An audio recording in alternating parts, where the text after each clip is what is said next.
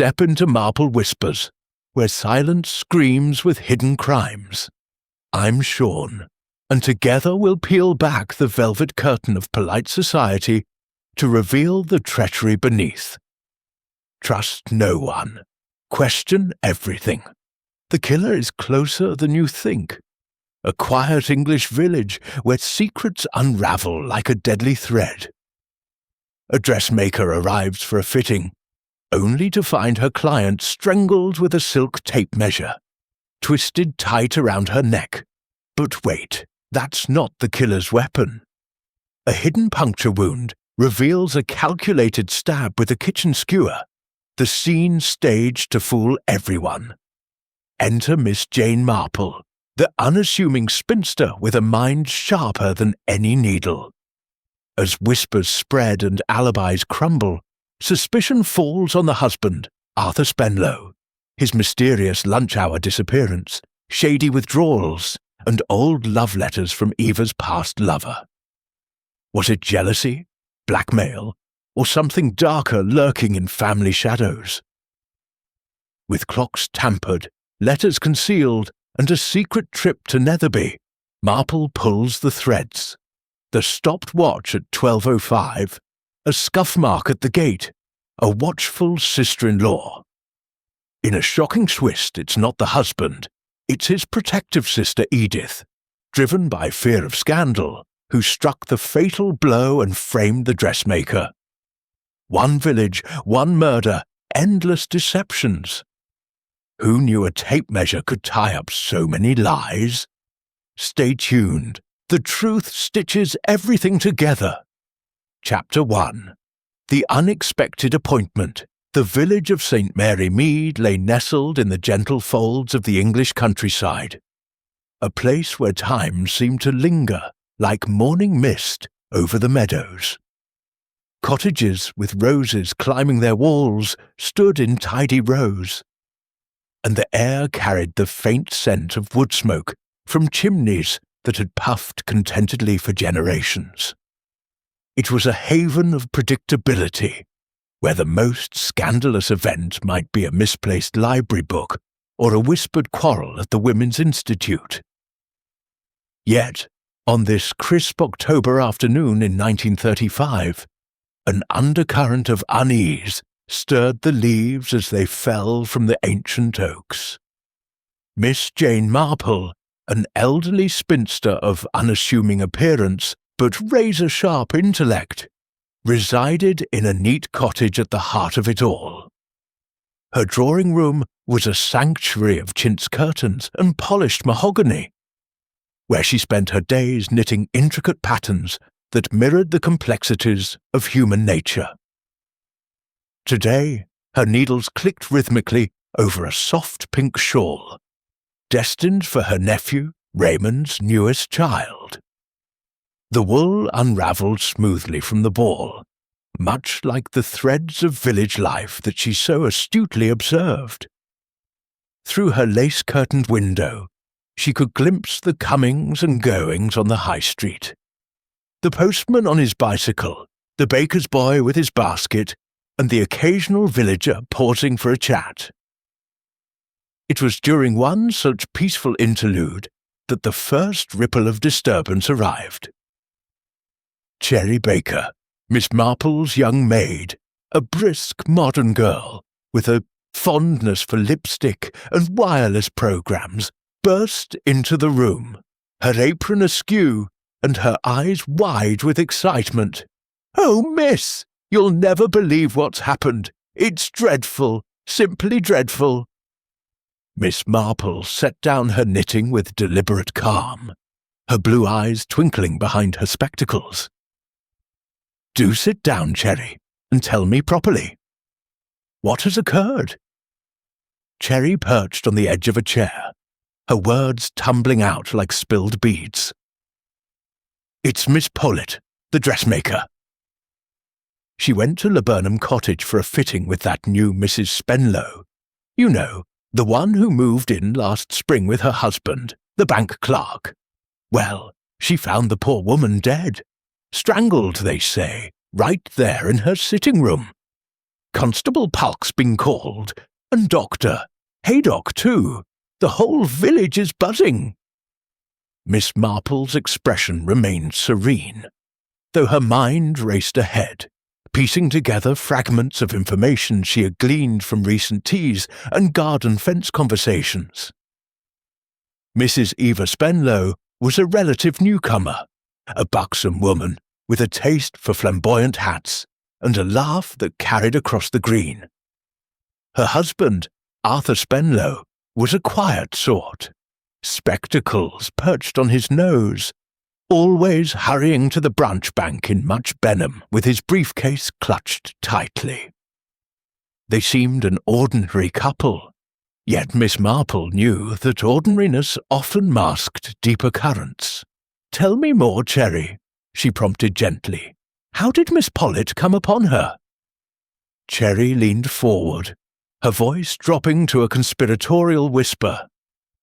"She had an appointment at 2 o'clock sharp. Mrs. Spenlow was particular about punctuality, or so Miss Pollitt said. Knocked on the door, no answer. Peeked through the window and saw her lying there, face down on the carpet, with something twisted around her neck. Miss Pollitt pushed the door. It wasn't locked, and in she went.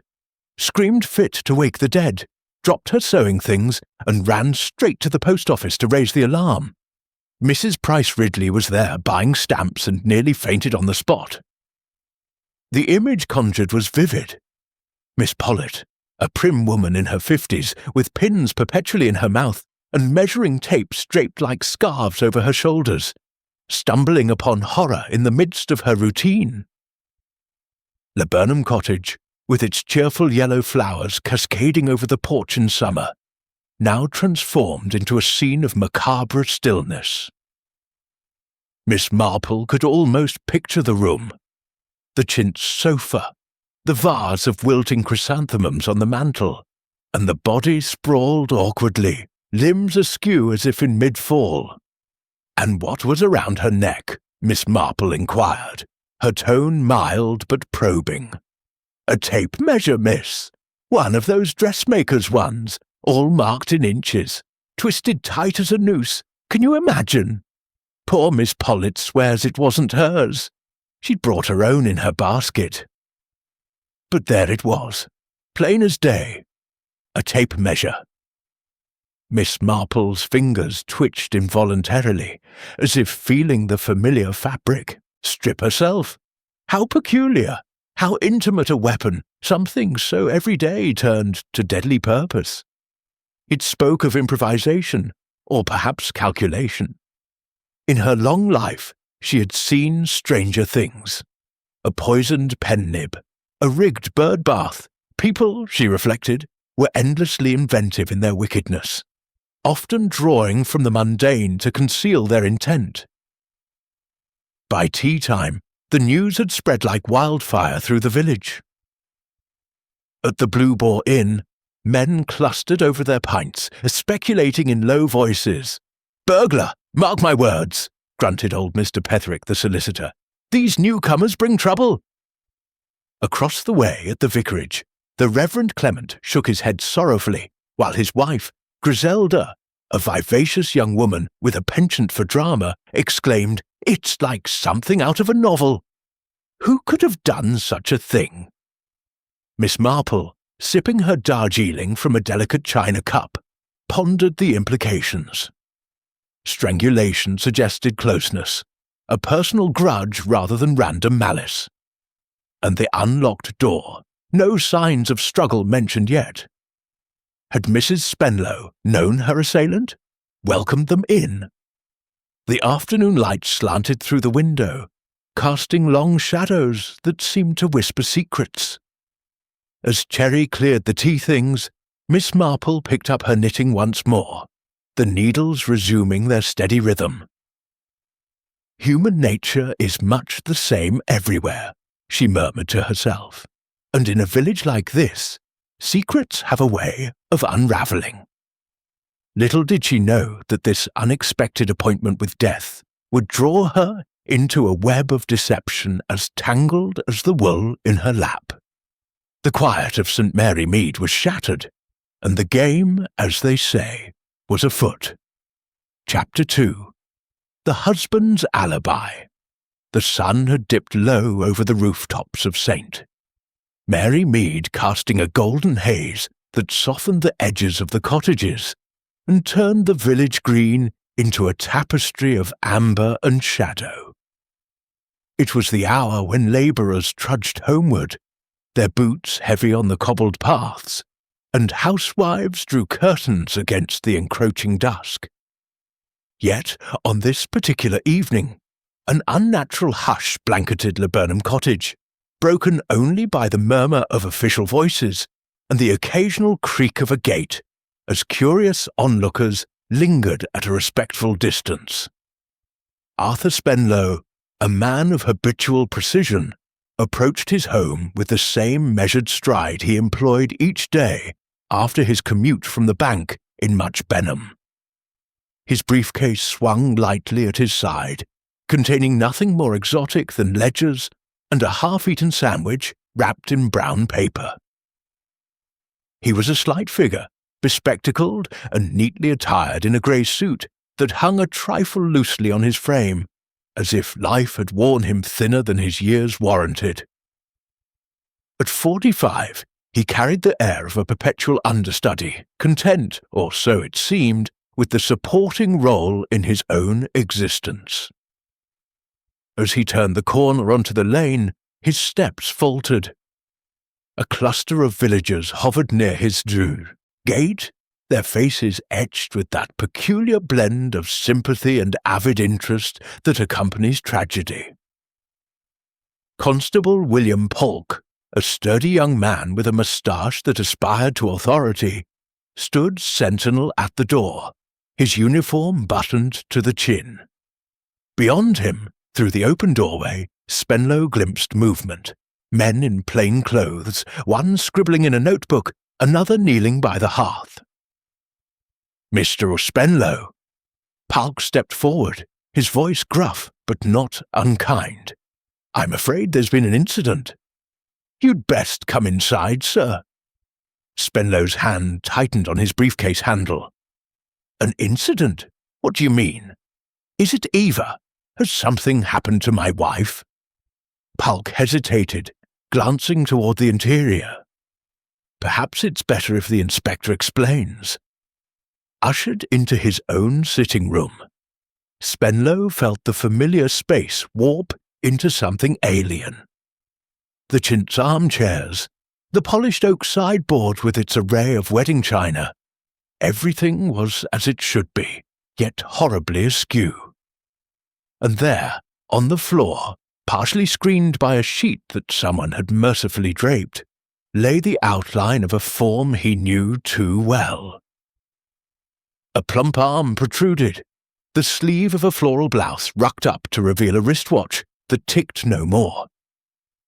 Dr. Haydock, the village physician, a bluff, red-faced man with a manner as direct as his diagnoses, rose from his examination.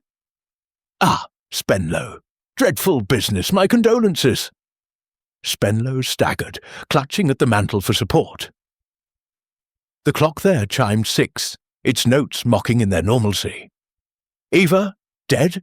How? What happened?" It was then that Inspector Slack emerged from the kitchen, wiping his hands on a handkerchief, as if to cleanse them of the scene's contamination. Slack was a newcomer to the county force, a sharp-featured man in his 30s, with a moustache trimmed to military precision, and eyes that missed nothing.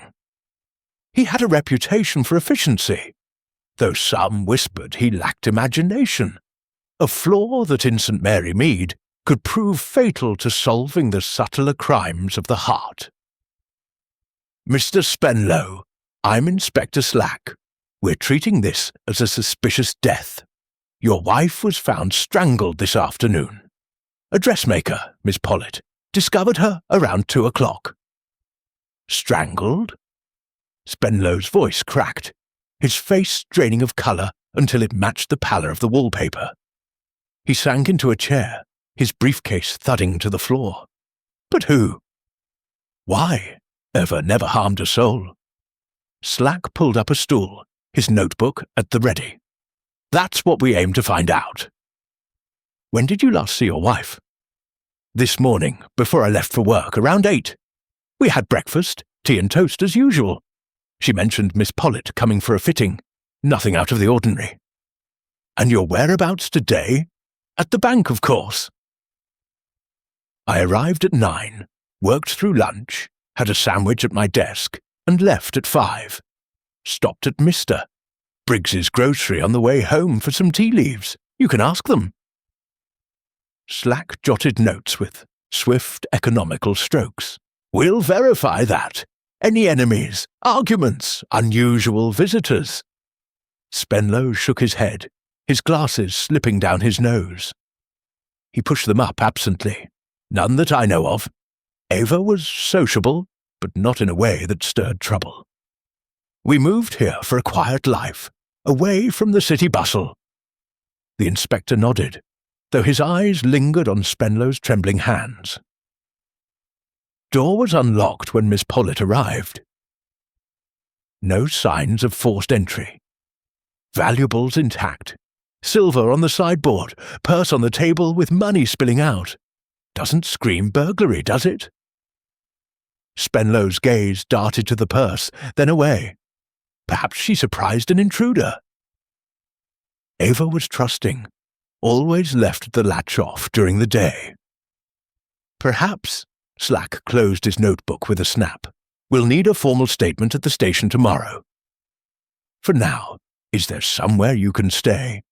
The cottage is a crime scene. Spenlow nodded numbly. My sister's in Much Benham. I can go there.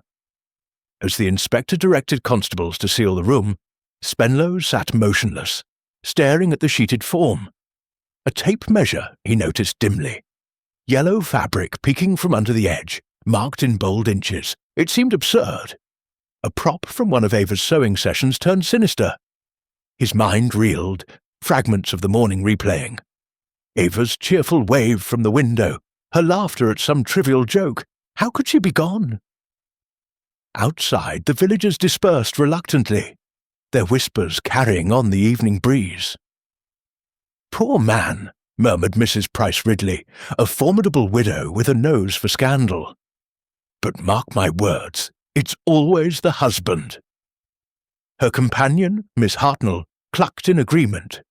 Alibis can be faked. Remember that business in Radford last year? Word of Spenlow's arrival and reaction spread swiftly, reaching even the grander environs of Gossington Hall, where Colonel Arthur Bantry and his wife Dolly resided in faded splendour. Dolly Bantry, a vivacious woman with a mop of untidy hair and a wardrobe that defied convention, was Miss Marple's closest confidant in the village. That evening, as the Colonel buried himself in the Times, Dolly paced the drawing-room, her mind abuzz with the afternoon's drama. I simply must ring Jane, she declared, seizing the telephone. She'll have thoughts on this. Miss Marple, having just finished a light supper of poached egg on toast, answered on the second ring. Her voice, soft and precise, betrayed no surprise. Dolly, dear, I thought it might be you. Oh, Jane, it's ghastly. That poor Mrs. Spenlow, strangled with a tape measure. And now her husband's just come home to find the place crawling with police. Inspector Slack's there. You know, that pushy young man who thinks he's Hercule Poirot without the moustache. Miss Marple chuckled faintly. Slack has his methods, though they can be a trifle blunt. Tell me, what of Mr. Spenlow? How did he take it? Devastated, from what I hear via the grapevine. Collapsed into a chair, all ashen and trembling. Claims he was at the bank all day, alibi as solid as Gibraltar. But Jane, you always say alibis are like pie crusts, easily broken. Indeed, and what of the scene? Any details? Dolly lowered her voice, though the Colonel was safely ensconced behind his paper. No break-in, everything tidy except for the body. Purse open, money untouched. And that tape measure, it's not Miss Pollett's apparently. Hers is cotton, this one's silk, fancy thing. Miss Marple's knitting needles, which had paused during the call, resumed their click. Silk, you say? How interesting! Eva Spenlow struck me as a woman who appreciated finer things. I saw her once at the church fete, in a dress that must have cost a pretty penny. But a tape measure as a weapon. It's so domestic, so personal, not the sort of thing a stranger would snatch up. You think it was planned? Not a spur-of-the-moment row? Perhaps. Or staged to look like one. People are careless with windows and doors in villages, but an unlocked latch invites speculation. Was there any sign of a struggle? Not that I've heard. Body face down, as if caught unawares. Dr. Haydock's doing the post-mortem tomorrow. Strangulation confirmed, but maybe more to it. Miss Marple leaned back in her chair, her mind weaving patterns from the threads Dolly provided. She recalled observing the Spenlows at a village tea. Eva animated, gesturing broadly, while Arthur hovered in the background, his smile a touch forced. There was a dynamic there, subtle but telling, like the vicar's wife and her overbearing sister, or that young couple in London she'd once known, where devotion masked desperation. Dolly, do keep your ears open. Slack will bulldoze through, but he misses the nuances. Human nature, you see. It's like gardening. Pull the wrong weed, and you uproot the flower, Dolly laughed. You're incorrigible, Jane. Arthur says I shouldn't meddle, but how can one not? It's right on our doorstep. As they rang off, Miss Marple gazed out at the darkening garden. The moon rose, silvering the lawn where dew began to gather. In the distance, a dog barked, a lonely sound that echoed her thoughts. Alibis, she mused, were fragile constructs.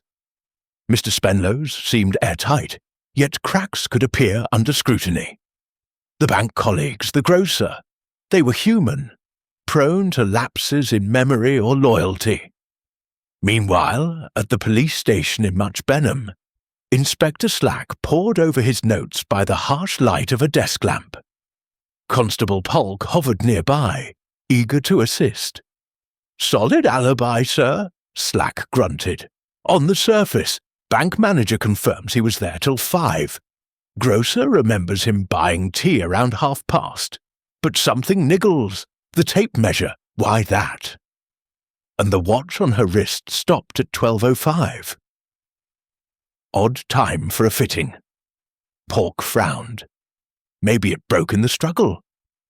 Or was tampered with. Haydock said preliminary exam shows death around midday, but Miss Pollitt found her at 2. If the watch was reset.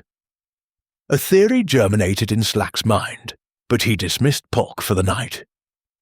Alone, he lit a cigarette, inhaling deeply. Spenlow's grief seemed genuine, but he'd seen Oscar-worthy performances from killers before. Tomorrow's inquest would shed light, or cast deeper shadows. Back in St. Mary Mead, the night deepened. At the Blue Boar, patrons debated over ale. "Husband did it," opined Tom the barman, polishing glasses. "Always is." Old Mr. Petherick, nursing a whisky, shook his head. "Not so fast." "Spenlow's a mouse. Couldn't squash a fly. Mark my words, it's an outsider. That tramp seen lurking last week." Whispers wove through the pub like smoke, each villager adding a strand to the tapestry of suspicion. Mrs. Clements, the charwoman from next door to the Spenlows, confided to her neighbour, "Heard a row this morning. Raised voices. But couples bicker, don't they?" Unbeknownst to them, Miss Marple had ventured out for a stroll, her shawl wrapped against the chill. She paused near Laburnum Cottage, now cordoned with tape, a constable standing guard. The windows glowed faintly from lanterns within, where forensics men dusted for prints. She nodded politely to the officer, her eyes scanning the facade. A loose window latch caught her attention. Rusted, easily jimmied. But why bother if the door was open? Returning home, she settled by the fire with a cup of cocoa. Cherry, lingering to gossip, recounted more tidbits. They say, Mr. Spenlow inherited money when they married. Eva's family had a bit put by. Jealousy, maybe. Miss Marple smiled enigmatically. Money is a motive as old as Cain. But let's not jump to conclusions. Observation, Cherry, that's the key. As the clock struck 10, the village slumbered, but minds raced. In Much Benham, Arthur Spenlow lay awake at his sister's, staring at the ceiling. Grief warred with fear of questions, of secrets unearthed.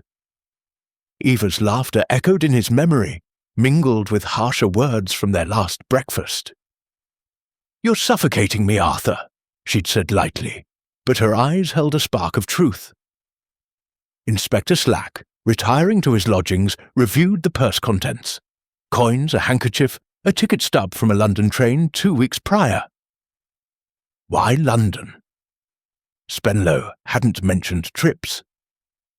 At Gossington Hall, Dolly Bantry dreamed fitfully of tape measures coiling like serpents. And Miss Marple, her knitting set aside, pondered the human propensity for deception. Alibis, she knew, were like clocks, reliable until wound by the wrong hand. The next morning dawned crisp, the village stirring to the chime of church bells. Inspector Slack arrived early at the cottage, directing a thorough search. Drawers yielded little, household accounts, a few letters from Eva's sister in Devon. But in the bedroom, tucked in a jewellery box, a photograph of a younger Eva with a dashing man, not Spenlow. On the back, inscribed, "To my darling, forever T.G." Slack pocketed it. "Ted Gerard," he muttered. "A lead, perhaps." At the bank, inquiries confirmed Spenlow's presence, but the manager admitted he did step out for lunch around noon, said he had an errand. Back by 1, though, a crack in the alibi. Slack's pulse quickened. Miss Marple, over breakfast, received a visit from the vicar's wife, Mrs. Clement. "Such a shock, Jane. Poor Mr. Spenlow. Do you think—" "I think we must wait for facts," Miss Marple replied, though her mind whirred. Lunch errand. Time enough for a quick return home. Dolly Bantry telephoned again. "Jane, Arthur's grumbling about the police trampling his roses, but I've heard Slack's digging into Spenlow's finances. Withdrawals, odd sums." "Interesting," Miss Marple murmured. "Blackmail. An affair." As the day progressed, villagers congregated at the post office, exchanging theories. Miss Pollitt, recovered somewhat, confided to a customer, "Mrs. Spenlow seemed nervous last fitting. Kept checking her watch." That detail reached Miss Marple via Cherry. "A watch," she echoed. "Stopped at 12:05. But why stop it?" In the coroner's court, preparations for the inquest buzzed. Slack conferred with Dr. Haydock, who revealed not just strangulation. A puncture wound, fine like a needle or skewer. Tape measure post-mortem, staged. The word hung unspoken. Spenlow, arriving pale but composed, reiterated his story. But under Slack's probing, he admitted the lunch errand, just a walk to clear my head. Where? Around the town. Vague, suspicion thickened. Miss Marple, attending discreetly, noted Spenlow's fidgeting. Habits, she thought, broken or faked. By afternoon, rumours flew. Gerard traced an old flame. Spenlow denied knowledge, but his denial rang hollow. Dolly, meeting Miss Marple for tea, exclaimed, "It's unravelling, Jane." "Like your knitting." "Precisely," Miss Marple agreed. "One loose thread." As evening fell, Slack confronted Spenlow at his sister's. "The lunch hour. Witness places you on the train to St. Mary Mead Spenlow crumpled. I went home. Eva was alive. We talked. I left by 12:30. But the watch said otherwise. Tampered? The alibi cracked but not shattered. Slack pressed on. Miss Marple, in her garden, clipped roses, her mind pruning possibilities. The tape measure, silk, not cotton, bought for a purpose? The chapter of suspicion deepened, each revelation a page turned in a book of deceit. St. Mary Mead held its breath, awaiting the climax. Chapter 3. Whispers in the Village. The morning after the grim discovery at Laburnum Cottage, St. Mary Mead awoke to a sky heavy with clouds, as if the heavens themselves mourned the loss of Eva Spenlow. The village, usually a symphony of small sounds, milk bottles clinking, the postman's whistle, the chatter of sparrows, seemed muted, the air thick with unspoken questions. By 9 o'clock, the high street buzzed with villagers converging on the coroner's court, a modest room above the village hall, where the inquest into Mrs. Spenlow's death was set to unfold. The event promised not only answers, but also the rare spectacle of drama, in a place where the most thrilling news was typically a dispute over jam recipes at the Women's Institute. Miss Jane Marple, clad in her best black hat and a woolen coat that had seen many winters, slipped into the back of the courtroom with the unobtrusive grace of a shadow. Her presence went largely unnoticed, save for a nod from Mrs. Price Ridley, whose hawk-like eyes were already scanning for scandal. Miss Marple's knitting bag rested at her feet, a prop that rendered her as innocuous as the faded wallpaper.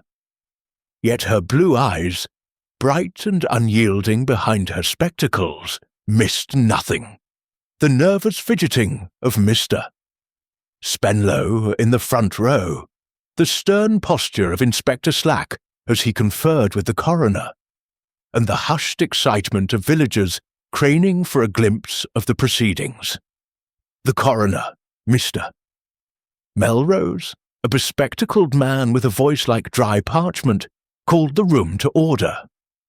Miss Pollitt, the dressmaker, was the first to testify, her hands clasped tightly as if to anchor her composure. She wore a plain grey dress, its seams as precise as her reputation, and her voice trembled only slightly as she recounted her discovery.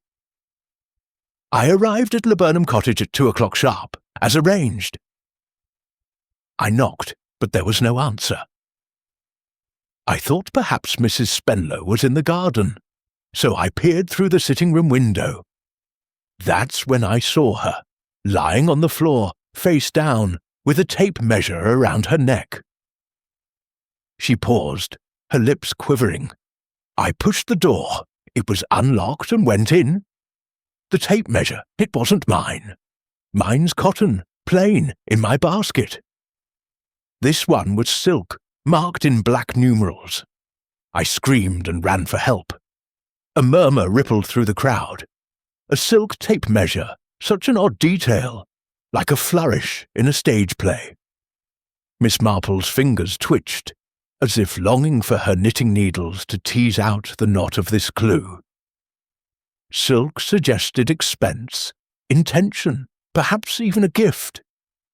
She recalled seeing such a tape in the haberdashery at Much Benham, displayed among imported notions. Had Eva Spenlow purchased it herself, or had it been brought to the scene?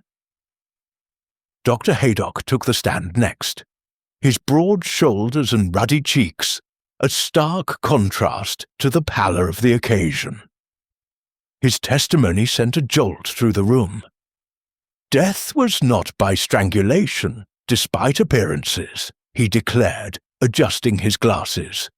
The tape measure was applied post-mortem, likely to mislead.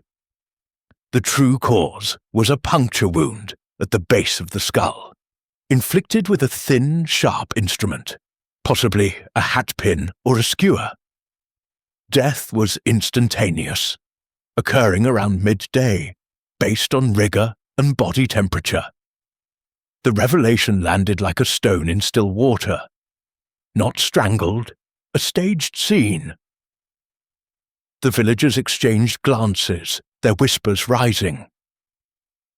Mrs. Price Ridley leaned toward Miss Hartnell, muttering, "A skewer, like something from a butcher's shop. Who'd have thought it in St. Mary Mead?" Miss Marple, overhearing, noted the assumption of impulsiveness. But a puncture to the brainstem was precise, deliberate, hardly the work of a frenzied amateur. Inspector Slack, standing at the side, scribbled furiously in his notebook.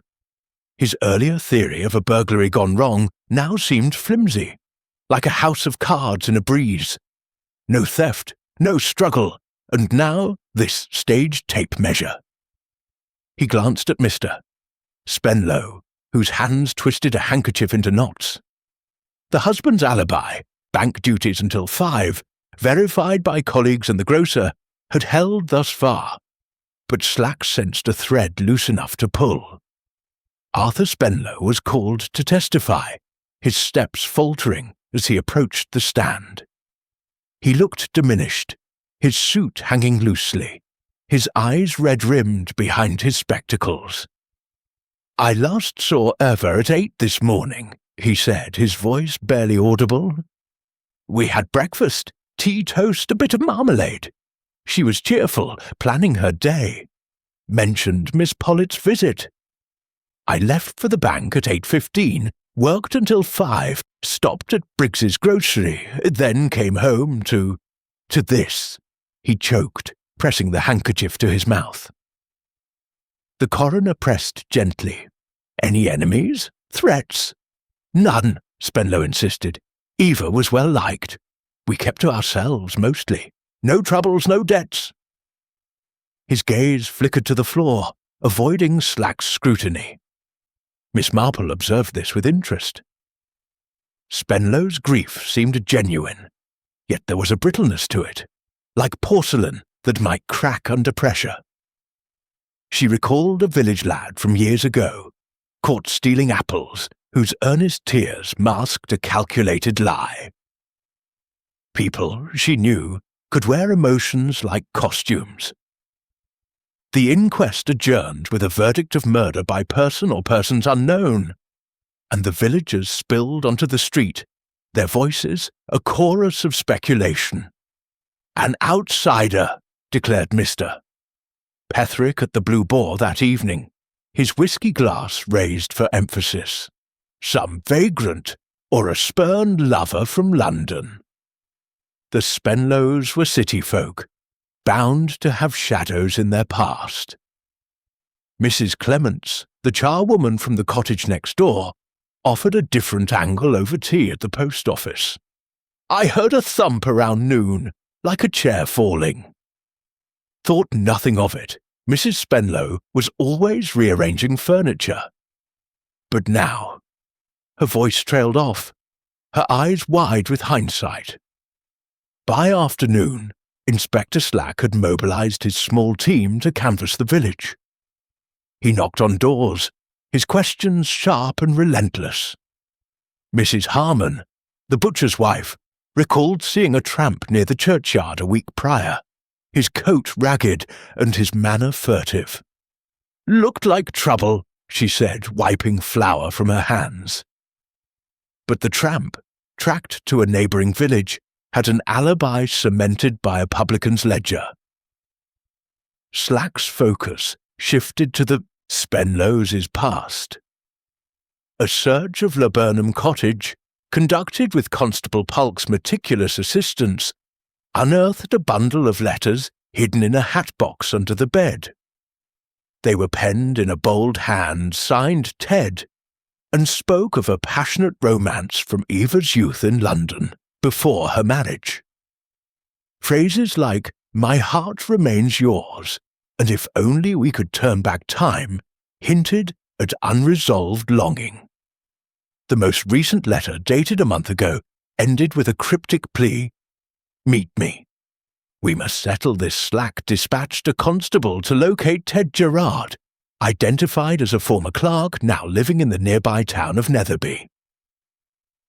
Gerard, when interviewed, admitted to the affair but swore it ended years ago. "Eva wrote to me last month, out of the blue. Said she was happy but wanted closure.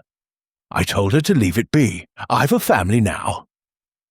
His alibi for the day of the murder was solid. He'd been at his shop, surrounded by customers. Spenlow, confronted with the letters, paled. "I knew of them," he admitted to Slack, his voice strained. "Eva told me about Ted years ago, a youthful mistake. I didn't think it mattered now. But his bank records, discreetly obtained, showed withdrawals. £50 here, 20 there, over the past 3 months. Blackmail, payments to silence a past lover. Spenlow claimed they were for household expenses, but his receipts were vague, his explanations faltering. Meanwhile, Miss Marple spent the afternoon at the vicarage, sipping tea with Griselda Clement, the vicar's lively young wife. Griselda, her blonde curls bouncing, was in her element, relishing the village's upheaval. "It's like a detective novel, Jane. Do you think Mr. Spenlow did it? Or this Ted fellow? Or perhaps a jealous rival? Eva was quite the beauty, you know." Miss Marple smiled, her teaspoon poised. Beauty can be a motive, but so can fear. Those letters suggest a secret kept too long. And secrets, Griselda, have a way of festering. Griselda leaned forward, her eyes sparkling. "You've got that look, Jane. You're seeing something we're all missing, aren't you?" "Only that people are rarely what they seem," Miss Marple replied. "I once knew a girl in my village, years ago, who seemed the picture of innocence. Yet she'd hidden a theft so cleverly, even her mother didn't suspect until the truth unravelled." Leaving the vicarage, Miss Marple strolled past Laburnum Cottage, where a constable still stood guard. She paused, ostensibly to admire the last of the autumn roses, but her gaze lingered on the windows. The loose latch Slack had noted intrigued her, not broken, but easily opened. A neighbour, Mrs. Latimer, approached, eager to share. "I saw Mrs. Spenlow that morning, you know, around 11. She was at her gate, looking anxious, checking her watch. Said she was expecting someone, but wouldn't say who."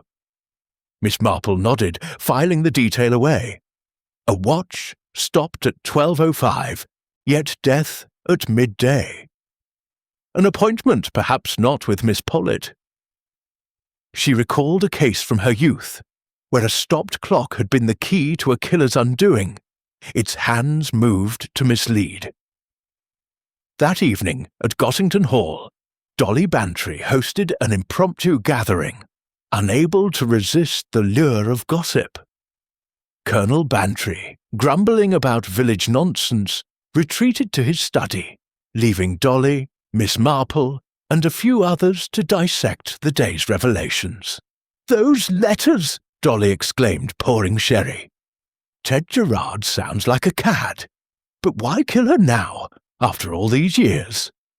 Miss Marple sipped her sherry, her expression serene. "Old flames can smoulder, Dolly. Or perhaps it's not the flame, but what it illuminated, something Mister." Spenlow feared exposed that the colonel, passing through, snorted. "Sounds like a lot of rot. Spenlow's a dull chap, bank clerk to his bones, hardly the murdering type."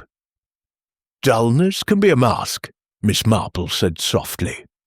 "Like my old gardener, Tom, who seemed the soul of monotony until we found he'd buried stolen silver under the rhubarb." Laughter broke the tension, but Dolly's eyes gleamed. "Jane, you're plotting something. I can tell at the police station, Inspector Slack pored over the letters, his cigarette smoke curling like suspicion. The withdrawals nagged at him, too irregular for household needs. He sent Polk to re-interview the bank staff. The manager, Mr. Hargreaves, admitted a detail overlooked. Spenlow had left for lunch at 11:45, returning by 1:15. Said he needed air, Hargreaves recalled. Seemed agitated, but he's often nervy. Slack's jaw tightened. Time enough to catch a train to St. Mary Mead, confront Eva, and return. But the watch, 12:05, why stop it? A clumsy attempt to shift the timeline? In the village, whispers grew. At the Blue Boar, Tom the barman served pints with a knowing nod. Spenlow's hiding something. Always had a shifty look, Mrs. Harmon, delivering sausages, added Ava was too lively for him. Bet he found out about this Ted, and snapped Miss Pollitt meanwhile, confided to a client at her shop. Mrs. Spenlow was distracted last week, kept adjusting her dress patterns as if her mind was elsewhere. Mentioned a visitor she wasn't keen on. Miss Marple, hearing this via Cherry, paused over her knitting. A visitor, an anxious glance at a watch, a silk tape measure, pieces of a puzzle, scattered but forming a shape. She recalled a London friend years ago whose husband staged an alibi with a broken clock, only to be undone by a maid's testimony about his shoes, muddy from a secret trip. By nightfall, St. Mary Mead pulsed with theories. The tramp, now cleared, faded from suspicion. Gerard's alibi held, but his letters suggested a past that refused to stay buried. Spenlow's withdrawals hinted at pressure, blackmail or desperation. Slack planned to press him tomorrow. Armed with the lunch hour. Discrepancy. Miss Marple, retiring to her cottage, lit a single candle, its flame dancing like her thoughts. She opened her notebook, jotting observations. Watch stopped at 12:05. Death at midday. Silk tape measure, not Pollitt's. Spenlow's lunch errand. Letters from T.G. withdrawals. She underlined watch. Time, she knew, was a liar's favourite tool. As the village slept, Laburnum Cottage stood silent, its windows dark. But in the minds of its inhabitants, Slack's dogged pursuit, Spenlow's restless guilt, Miss Marple's quiet deductions, the mystery churned, a storm-gathering force. The whispers of St. Mary Mead, like threads in a tapestry, were weaving toward a truth as sharp and piercing as the skewer that ended Eva Spenlow's life. Chapter 4. Shadows of the Past. The fourth day since Eva Spenlow's murder dawned in St. Mary Mead with a deceptive calm, the kind that cloaks secrets beneath a veneer of routine. The village stirred slowly, its rhythm punctuated by the clatter of milk cans and the soft tolling of the church bell calling early worshippers. Yet beneath this placid surface, a current of unease pulsed, fed by whispers that darted from cottage to cottage like minnows in a stream. The inquest had stirred the pot, and now the village simmered with theories, each more elaborate than the last. At the heart of it all stood Laburnum Cottage, its windows shuttered, a silent monument to a crime that refused to be neatly resolved. Miss Jane Marple, rising early to tend her roses, felt the weight of the morning's quiet. Her garden, a patchwork of fading blooms and neatly trimmed hedges, was her sanctuary, where she could think without interruption. As she snipped a wilted bud, her mind wandered to the puzzle of Eva Spenlow's death. The silk tape measure, the stopped watch, the puncture wound, these were not random threads, but part of a pattern. One she sensed was woven with care. She recalled a long-ago incident in her youth, when a neighbour's missing brooch had been found not stolen, but hidden to cover a debt. People, she mused, often buried their truths in plain sight. By mid-morning, Inspector Slack was a whirlwind of activity, his brusque manner cutting through the village's lethargy. He had set up a makeshift headquarters in the back room of the police station in Much Benham, where maps, photographs and notes sprawled across a table like a battle plan. The letters from Ted Gerard, now carefully catalogued, were his primary focus. Their romantic tone, tinged with recent urgency, suggested a past that had not fully relinquished its hold on Eva Spenlow. Slack dispatched Constable Pulk to Netherby again, with instructions to press Gerard for any unreported contact. "He's hiding something," Slack muttered, lighting a cigarette. "Lovers don't write 'settle this' for nothing." Pulk returned by noon with a fuller picture. Ted Gerard, a man of 40, with a weathered charm and a greengrocer's shop, had been cooperative but guarded. "Eva sent me a letter last month," he reiterated, "wanting to meet. Said she needed to clear the air. I refused. My wife wouldn't take kindly to it, and I've moved on." His shop assistant confirmed his presence all day on the murder date, corroborated by a delivery log. Yet Polk noticed a nervous tick in Gerard's jaw when pressed about recent visits to St. Mary Mead. "Never been there," he insisted. But a neighbour recalled seeing a man matching his description near the station a fortnight prior. Slack, poring over this report, felt a spark of progress. He turned his attention to Arthur Spenlow's financial irregularities. The bank records, obtained with the manager's grudging consent, showed withdrawals totalling over £100 in 3 months, significant for a clerk's salary. Receipts were sparse, mentioning only vague sundries. Slack's suspicions of blackmail grew, but he needed more. He summoned Spenlow to the station for a second interview, determined to crack the man's brittle composure. Spenlow arrived promptly, his face a mask of exhaustion, his suit creased from sleepless nights at his sister's house. "I've told you everything," he began, but Slack cut him off. "Not quite, Mr. Spenlow. These withdrawals, £50 in July, 30 in August, 20 last week, what were they for? And don't say household expenses. Your wife's accounts show she managed the budget tightly." Spenlow's hands twisted together, his knuckles white. It was personal? Gifts, small loans to a friend. Nothing sinister. Name the friend. Spenlow hesitated, his eyes darting to the window. "I'd rather not." "It's private." Slack leaned forward, his voice low and sharp. "Your wife's dead, sir." "Privacy's a luxury you can't afford." Was it Gerard? Was she paying him to keep quiet about their past? "No!" Spenlow's denial was vehement, but his voice cracked. "Eva told me about Ted years ago. It was over. Those letters, I didn't know she'd kept them." Slack pressed, but Spenlow clammed up, his lips a thin line. The inspector dismissed him, frustrated but certain the man was concealing a piece of the puzzle. He sent Polk to check train schedules from Much Benham to St. Mary Mead, focusing on Spenlow's lunch-hour errand on the day of the murder.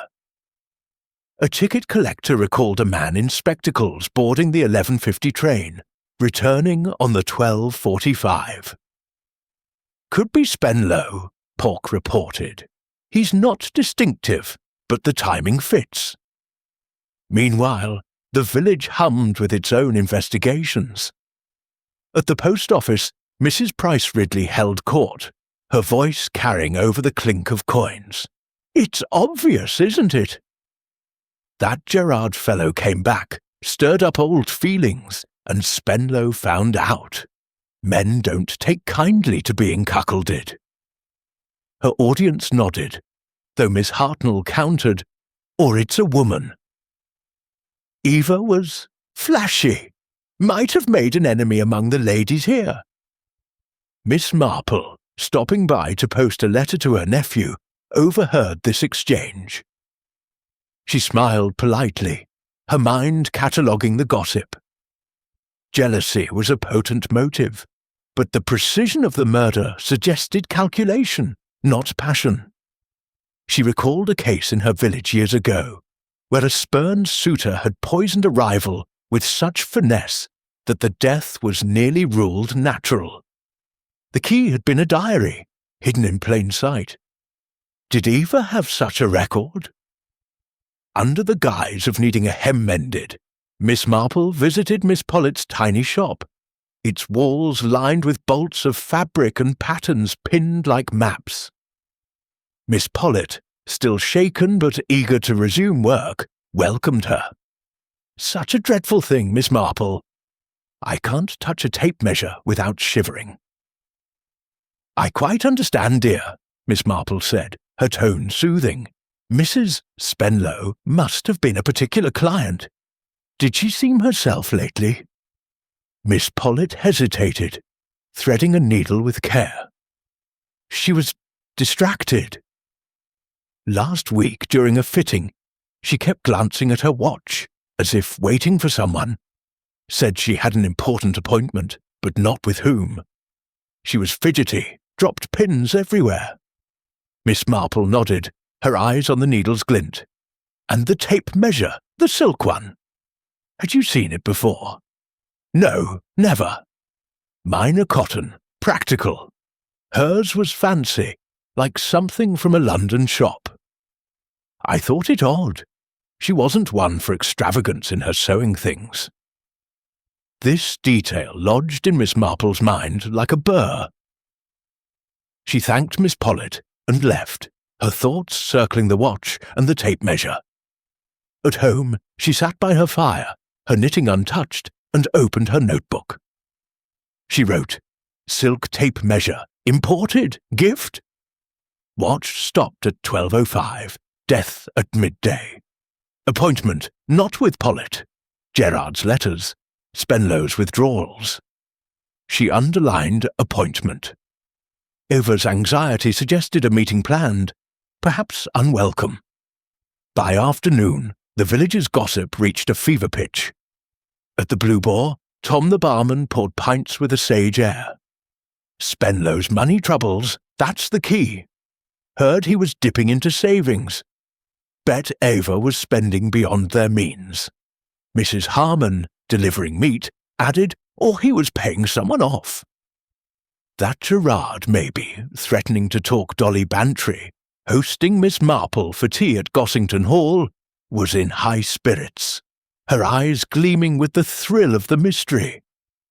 Jane, it's deliciously complicated. Those letters, romance, blackmail, murder, and Spenlow's so mousy, yet he's got that shifty look. Do you think he knew about Ted all along?" Miss Marple sipped her tea, her expression serene. "Knowledge is a heavy burden, Dolly. If Mr. Spenlow knew of the letters, or suspected a renewed connection, it might explain his agitation. But the tape measure, silk, not cotton, suggests someone wanted us to notice it, like my old friend Clara, who left a ribbon on a stolen vase to point blame at her maid." Dolly laughed, spilling crumbs from her scone. "You and your stories. But you're right, it's staged. Why else use a tape measure after she was dead?" Colonel Bantry, passing through, grunted, "All this fuss over a clerk and his wife."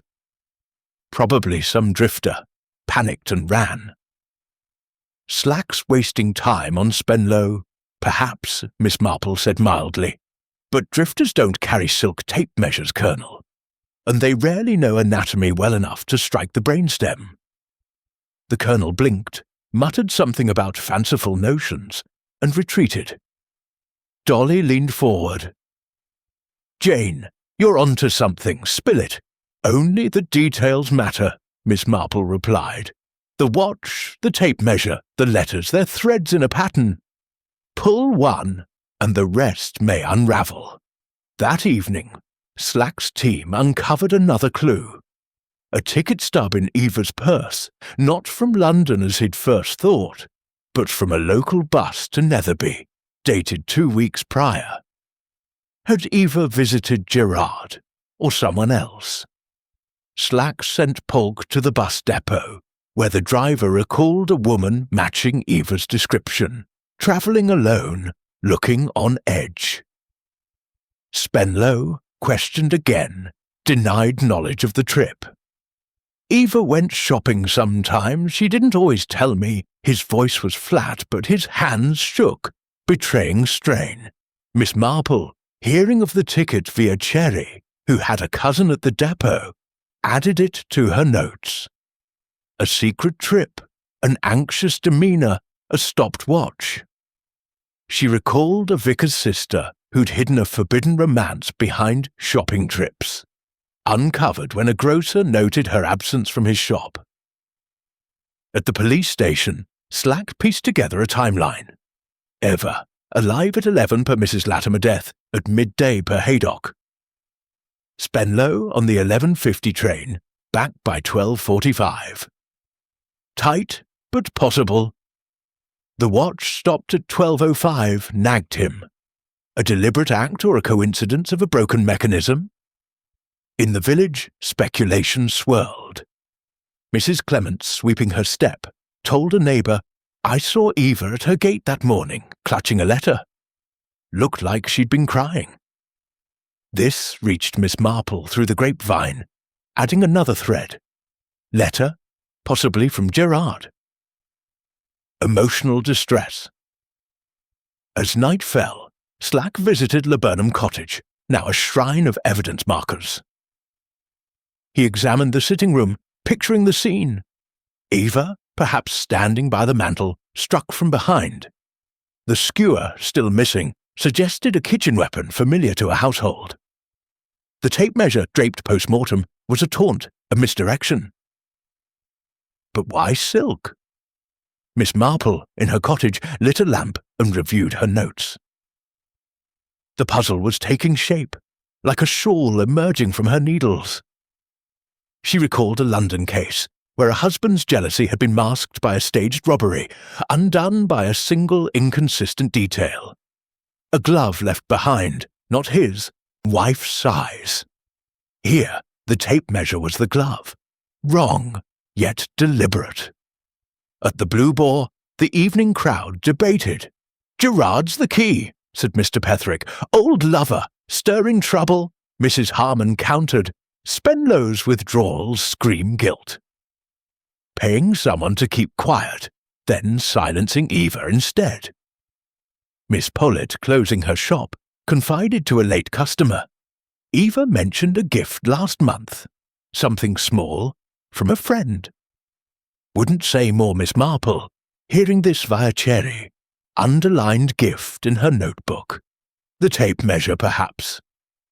In much Benham, Spenlow lay awake, the weight of Slack's questions pressing on him. He'd loved Eva, despite her vivacity outshining his own drab existence. The letters discovered weeks ago had sparked fear, not of infidelity, but of exposure. Had she met Gerard? Was she planning to leave? Slack, burning the midnight oil, sketched a theory. Spenlow, driven by jealousy or fear, slipped home during lunch, confronted Eva, struck her with a skewer, then staged the scene with the tape measure to point to Miss Pollitt's visit. The watch, stopped at 12:05, was a clumsy attempt to shift the timeline. But the bus ticket nagged. Had Eva's trip to Netherby triggered the fatal row? Miss Marple, extinguishing her lamp, gazed at the moonlit garden. The shadows of the past were long, she knew, and often cast by those closest to the light. The truth, like her roses, required careful pruning to reveal its shape. Tomorrow, she resolved, she would visit Mrs. Latimer. A neighbour's eyes, like a village's whispers, often saw more than they knew. Chapter 5. The Ticking Clue. The 5th day of the investigation into Eva Spenlow's murder broke over St.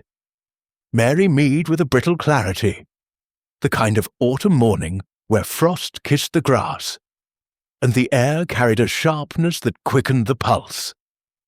The village, though outwardly resuming its rhythms, bakers kneading dough, children dawdling to school, hummed with an undercurrent of tension.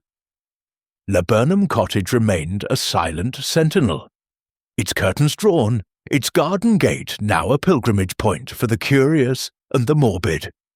The inquest had stirred the waters, and the ripples of suspicion spread wider, touching every hearth and doorstep.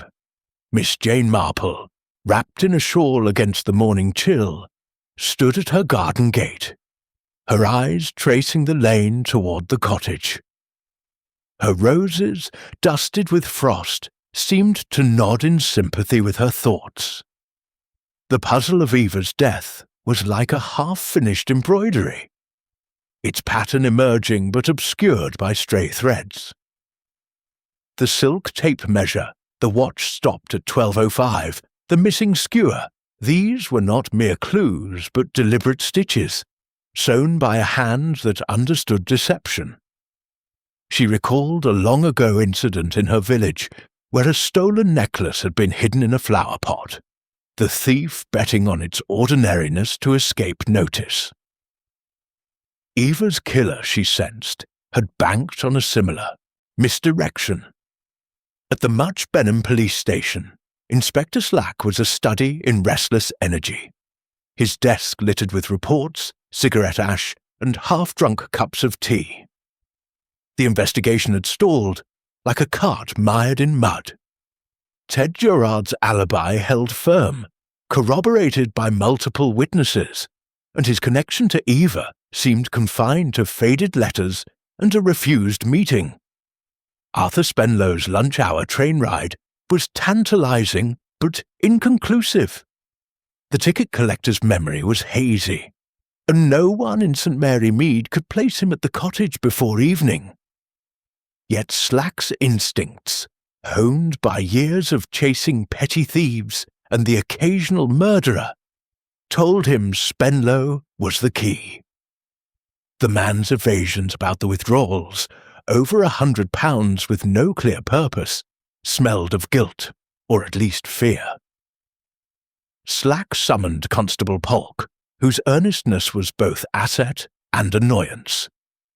"Dig deeper into Spenlow's bank, colleagues," he ordered, tapping a pencil against a ledger. "Someone's covering for him, or not noticing his absences. And check that grocer again, Briggs."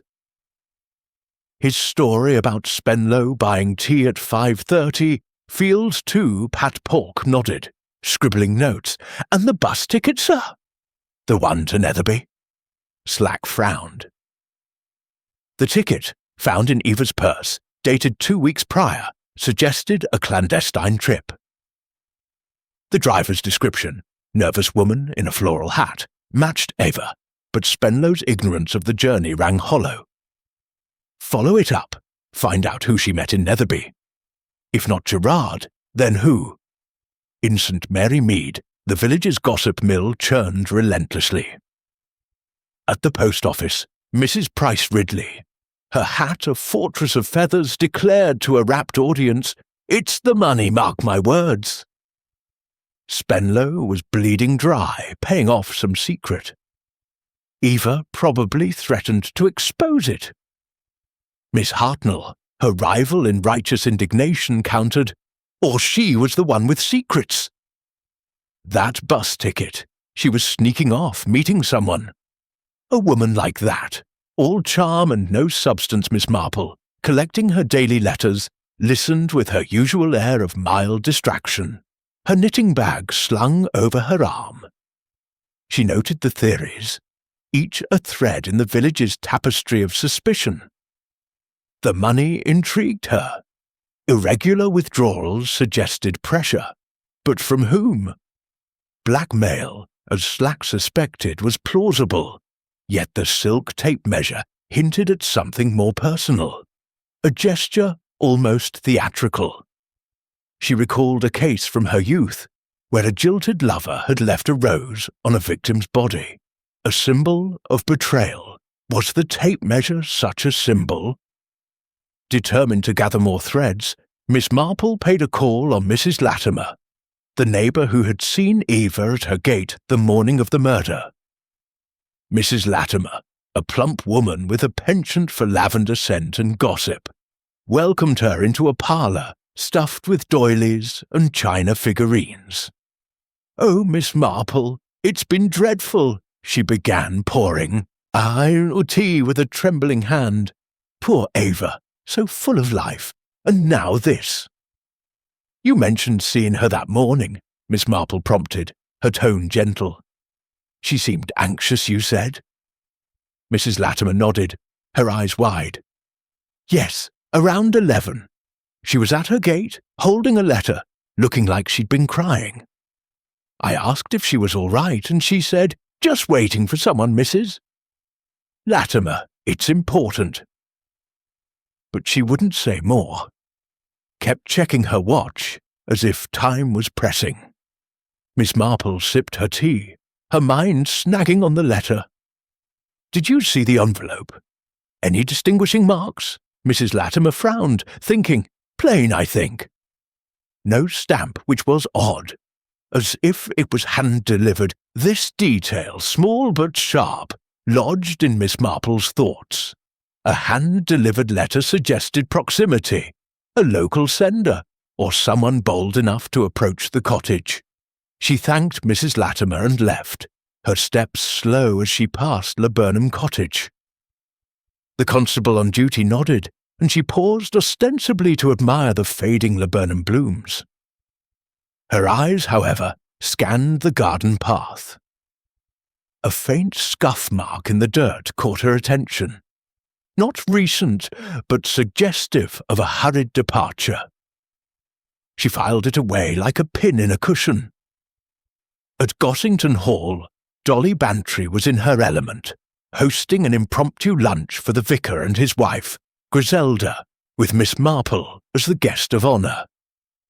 The dining room, with its heavy oak table and mismatched silver, buzzed with speculation.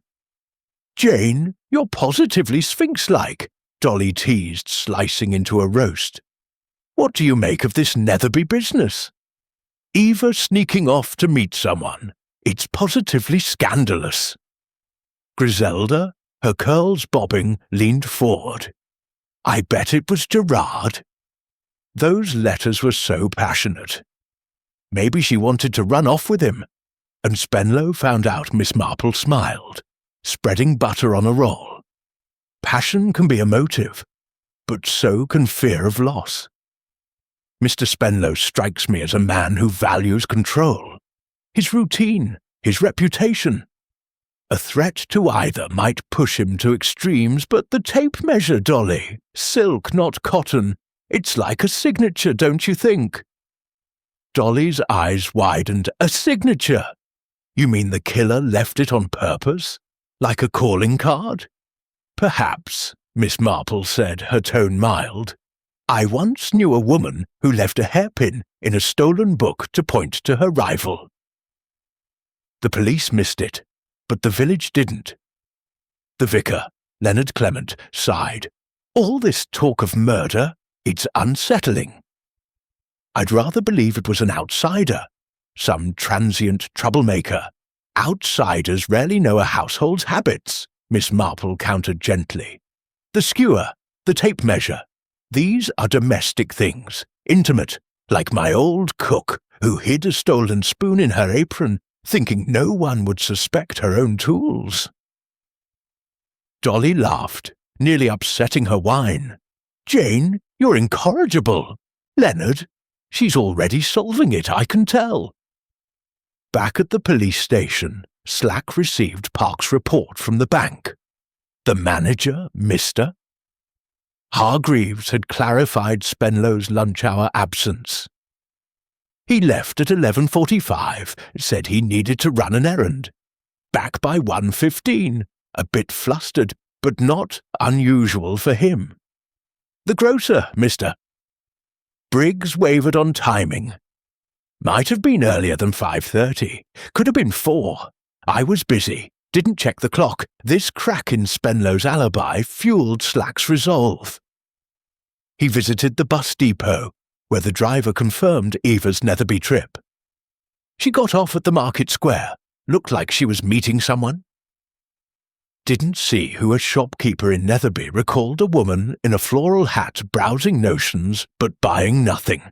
Not even a silk tape measure. Slack returned to Laburnum Cottage, his boots crunching on the gravel path. The sitting room, now stripped of its warmth, held clues he couldn't quite grasp.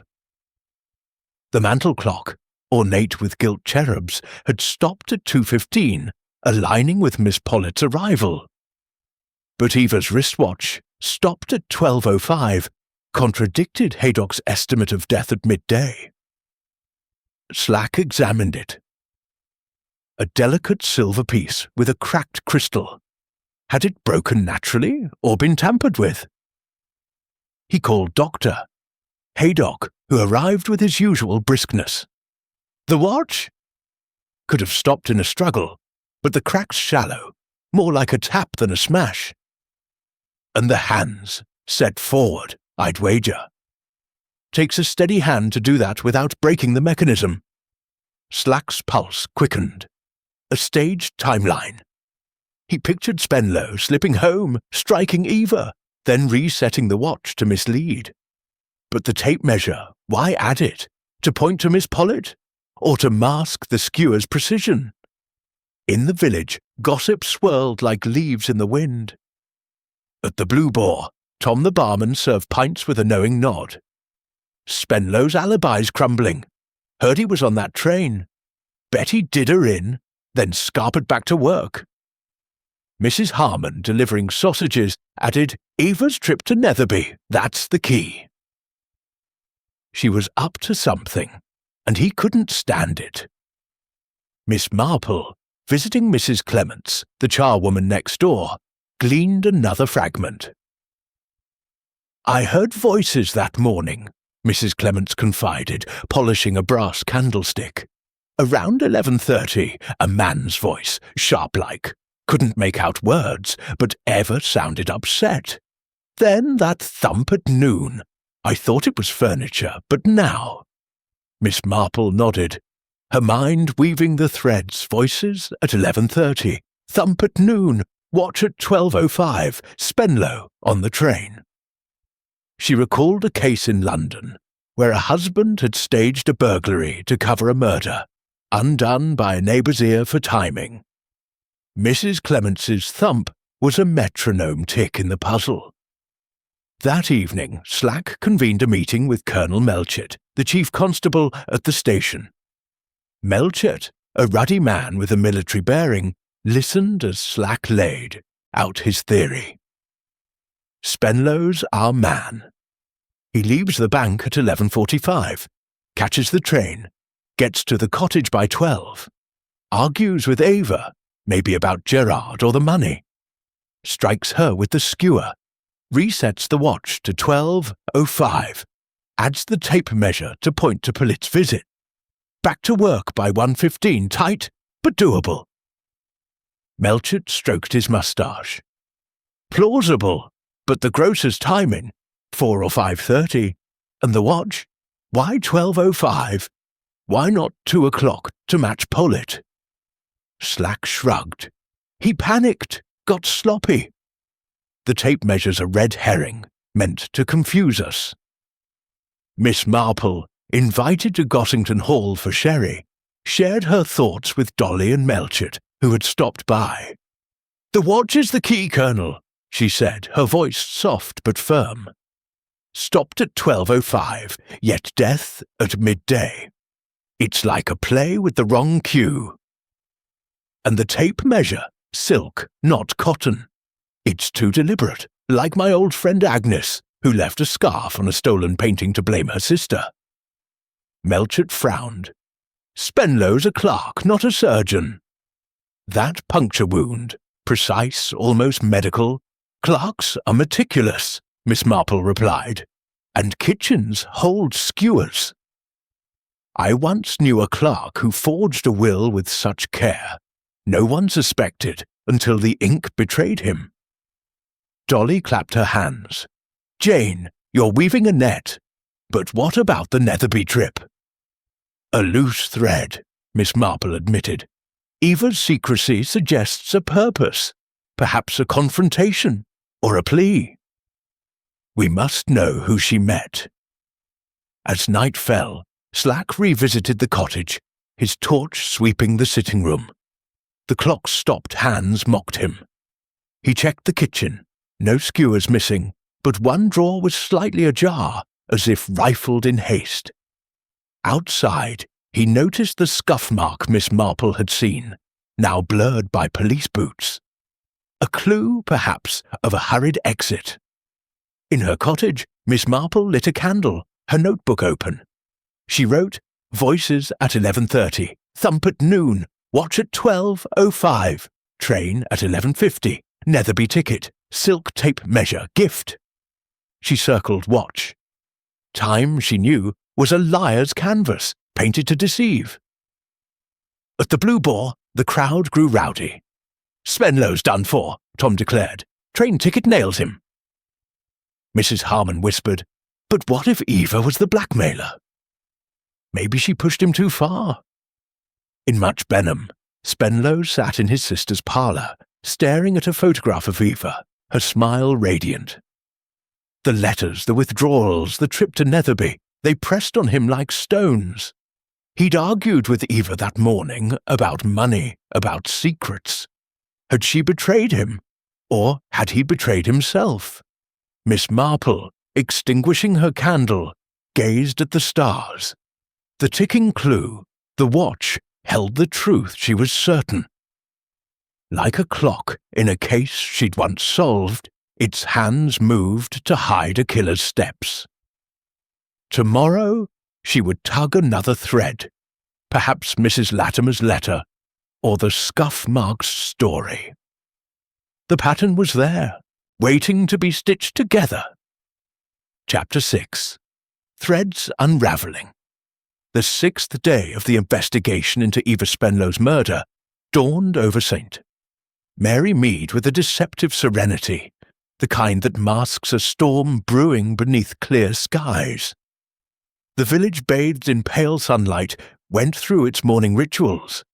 Milk bottles clinking on doorsteps, the baker's van rumbling down the lane, the distant chime of the church bell calling the devout to prayer. Yet the air held a tautness, as if the very cobblestones of the high street sensed the weight of secrets about to spill. Laburnum Cottage, now a shrine to tragedy, stood silent, its garden path worn by the tread of police boots and curious onlookers. Miss Jane Marple, rising early to water her chrysanthemums, felt the pulse of the village's unease. Her garden, a haven of order amidst chaos, allowed her thoughts to roam freely. The murder was a tapestry, its threads, silk tape measure, stopped watch, missing skewer, secret letters, woven with a cunning that both fascinated and repelled her. She recalled a case from her girlhood, where a village seamstress had hidden stolen lace in a quilt, the pattern so intricate it baffled all but the keenest eye. Eva's killer, she mused, had crafted a similar illusion, but every stitch, however clever, could be unpicked with patience. At the Much Benham police station, Inspector Slack was a man possessed, his desk a battlefield of papers, cigarette stubs, and cold tea. The investigation, now a week old, pressed on him like a physical weight. Ted Gerard's alibi remained unshakable, his connection to Eva confined to old letters and a refused meeting. Arthur Spenlow, however, was another matter. The crack in his alibi, the lunch-hour train ride from Much Benham to St. Mary Mead, had widened with the ticket collector's tentative identification. Yet no witness placed Spenlow at the cottage before evening. and the grocer's wavering memory of the tea purchase, 4 o'clock, not 5:30, only muddied the waters. Slack's instincts screamed guilt, but evidence remained elusive, like a shadow darting just out of reach. He summoned Constable Polk, whose dogged persistence was proving invaluable. "Revisit the bank," Slack ordered, his voice sharp with frustration. "Spenlow's colleagues must know more about that lunch break. And check the cottage again. Every drawer, every corner. That skewer didn't vanish into thin air." Polk nodded, jotting notes. "What about the Netherby ticket, sir?" Still no lead on who she met. Slack's jaw tightened. The bus ticket, dated 2 weeks prior, nagged at him. Eva's secretive trip suggested a rendezvous, perhaps with someone other than Gerard. Talk to the Netherby shopkeepers again. Someone must have seen her with a companion. In St. Mary Mead, the village's gossip mill spun with renewed vigour. At the post office, Mrs. Price Ridley, her voice a trumpet of certainty, declared, "Spenlow's alibi is a sham. That train ride, he slipped home, mark my words. Jealousy over that Gerard fellow drove him to it." Miss Hartnell, ever contrary, suggested, or Ova was the schemer. That Netherby trip, probably meeting a lover, and Spenlow caught wind Miss Marple, pausing to buy stamps, absorbed these theories with her usual air of mild abstraction. Her knitting bag, a constant companion, dangled from her arm, its contents a silent promise of unravelling knots. The gossip, while colourful, lacked precision. The silk tape measure, she thought, was no mere prop. It was a statement, like the monogrammed handkerchief a jilted suitor once left on a stolen painting in her youth. And the watch, stopped at 12:05, was a deliberate lie, its hands moved to obscure the truth. Determined to tug another thread, Miss Marple called on Mrs. Clements, the charwoman next door to Laburnum Cottage. Mrs. Clements, polishing her brass knocker with vigour, welcomed her into a kitchen redolent of carbolic soap. "It's been a nightmare, Miss Marple," she said, setting out a pot of tea. "All these police tramping about, and poor Eva gone like that." "You mentioned hearing voices that morning," Miss Marple prompted, her tone as gentle as a breeze. "A man's voice, you said?" Mrs. Clements nodded, her hands busy with the teacup. "Yes, around 11:30, sharp, like he was cross." Eva answered, sounding tearful. "I couldn't catch the words, my window was shut, but it wasn't a happy talk. Then that thump at noon, like something heavy falling. I thought it was her moving chairs again." Miss Marple sipped her tea, her mind snagging on the timing. Voices at 11:30, a thump at noon, death at midday per doctor. Hodoc, the watch at 12:05 was a false note, like a chord struck wrong in a hymn. "Did you notice anything else that day? Anyone near the cottage?" Mrs. Clements frowned, thinking. "There was a lad on a bicycle, delivering groceries, about 11. And later, just before Miss Pollitt came, I saw a shadow at the gate. Thought it was a neighbour, but it was quick gone before I could look proper." A shadow. Miss Marple filed this away, like a petal pressed in a book. She thanked Mrs. Clements and stepped into the lane, her eyes lingering on the cottage's gate. The scuff mark she'd noticed yesterday was fainter now, trampled by police, but its presence suggested haste. A departure, perhaps, after the fatal act. At Gossington Hall, Dolly Bantry was hosting a morning coffee gathering, her dining room a riot of mismatched china and animated chatter. Griselda Clement, the vicar's wife, was there, her eyes bright with the thrill of the mystery. "Jane, you're practically glowing with secrets," Dolly teased, passing a plate of biscuits. "What's your latest theory?" Is it Spenlow, or this shadowy Gerard? Miss Marple smiled, selecting a ginger snap. Theories are like recipes, Dolly. One must measure carefully. Mr. Spenlow's alibi is fragile, but the watch troubles me. Stopped at 12:05, yet death was at midday. It's like a stage prop, set to mislead, and the tape measure, silk, so deliberate. I recall a case in my village where a stolen brooch was wrapped in silk to point to a rival. The killer here wants us to look elsewhere. Griselda leaned forward, her curls bouncing. You think it's a frame-up? But who? Spenlow, to throw us off? Or someone else entirely? Someone who knew Eva's habits, Miss Marple said softly. The skewer, the tape measure, these are household things, intimate like my old maid, who hid a stolen ring in her own sewing box, thinking it too obvious to be searched. Dolly clapped her hands. Jane, you're weaving a web. But what about the Netherby trip? Eva sneaking off like that. It's positively clandestine. A thread yet to be tied, Miss Marple admitted. She met someone, and it unsettled her. We need to know who, in Much Benham, Slack's team made progress. Polk returned from the bank with a new detail. A junior clerk, young mister. Ellis recalled Spenlow, leaving at 11:45, but seemed distracted, not himself. Ellis had covered for him, assuming a personal errand. The grocer, Mr. Briggs, clarified his earlier vagueness. It was 4, not 5:30. Spenlow bought tea, but he was in a hurry, kept looking at his watch. Slack's pulse quickened.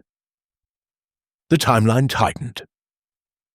Spenlow left the bank at 11:45, caught the 11:50 train, reached St. Mary Mead by 12 o'clock. Time enough for a confrontation, a fatal blow, and a return by 12:45. The grocer's 4 o'clock sighting suggested Spenlow lingered in the village, perhaps to establish his presence later. Park's search of the cottage yielded a breakthrough. A kitchen drawer, previously overlooked, contained a set of skewers, one missing its mate. The remaining ones matched Doctor. Haydock's description, thin, sharp, capable of piercing the brainstem. Slack examined it, his mind racing. A household weapon, used with precision, then hidden or discarded. No fingerprints, but the drawer's slight disarray suggested a hasty grab. Slack summoned Spenlow again, this time to Laburnum Cottage, where the air still held the faint scent of Over's lavender perfume. Spenlow, pale and hollow-eyed, stood in the sitting room, avoiding the spot where his wife had fallen. The skewer, Slack began, holding up its mate. One's missing from your kitchen. Care to explain? Spenlow's hands trembled. I don't know. Eva cooked sometimes, maybe it was lost. Or taken, Slack snapped. You were here at noon, weren't you? Train records show you on the 11:50. You argued with Eva, struck her with the skewer, set her watch to 12:05, added the tape measure to point to Pollitt. Then back to work, cool as you please, Spenlow's face crumpled. No, I was at the bank, I told you. Your colleagues say you left. The grocer saw you at 4, not 5:30. You're lying, Spenlow. The man sank into a chair, his glasses fogging with sweat. I did come home, yes, for lunch. Eva was alive. We talked about money, nothing serious. I left by 12:30, I swear it. Slack's eyes narrowed. And the watch? The tape measure? I don't know. She was wearing her watch when I left. The tape measure, I never saw it. Slack dismissed him, unconvinced. The pieces fit, but gaps remained.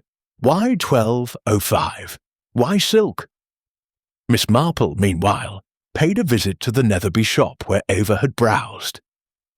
The haberdasher, a chatty woman with a memory for faces, recalled her vividly.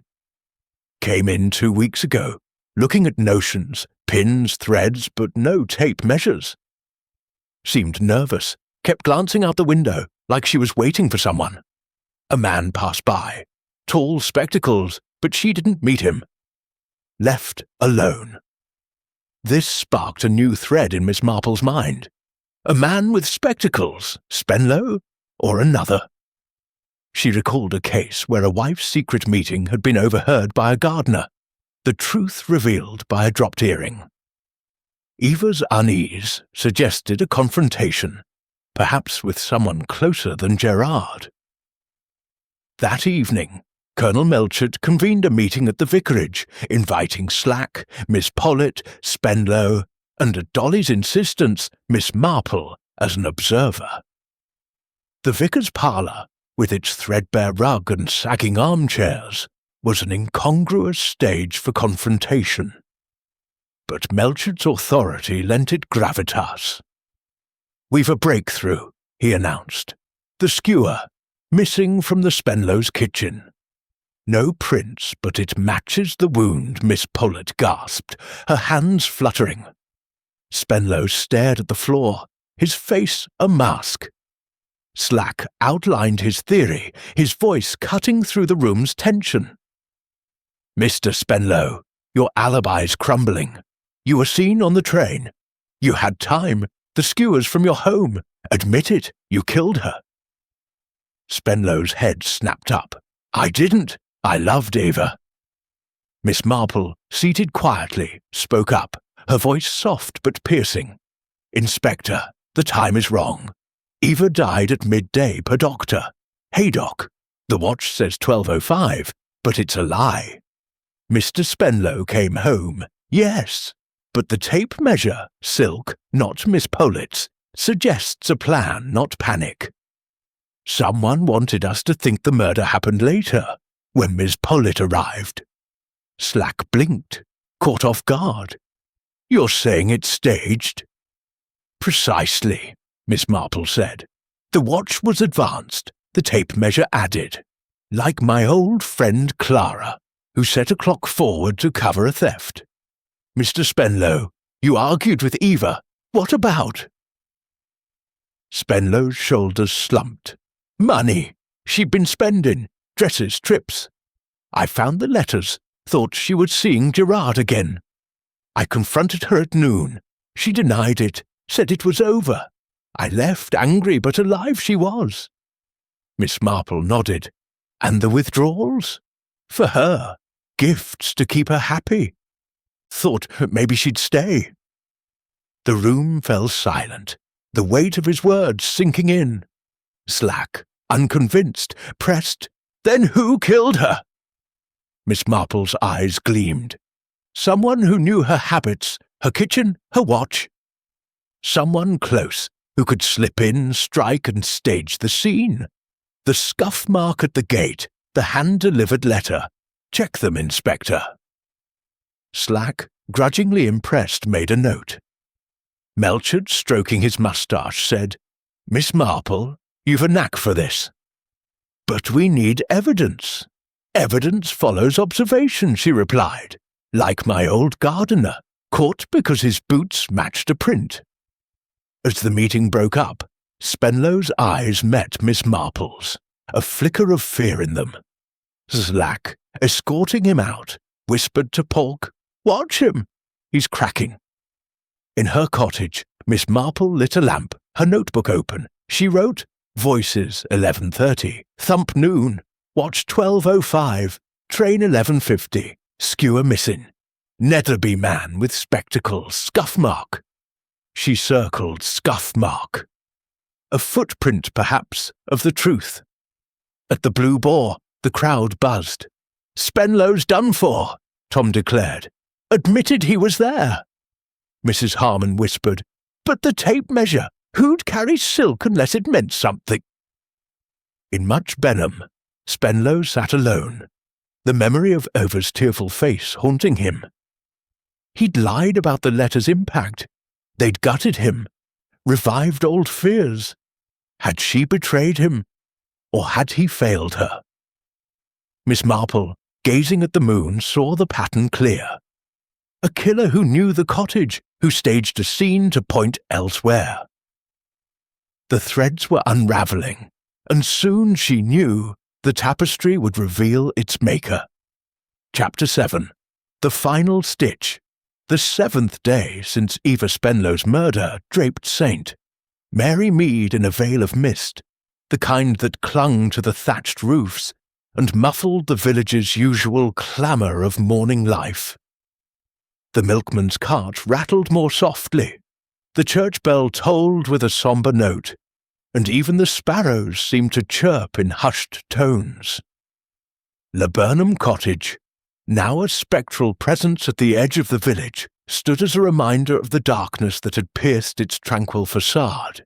The investigation, teetering on the edge of revelation, had set every tongue wagging, from the post office to the Blue Boar, where theories multiplied like autumn leaves. Miss Jane Marple, sipping tea by her parlour window, watched the mist swirl like the threads of the mystery she was unravelling. Her knitting lay idle, the pink shawl for her nephew's child, a silent witness to her preoccupation. The case was a delicate embroidery, its pattern nearly complete.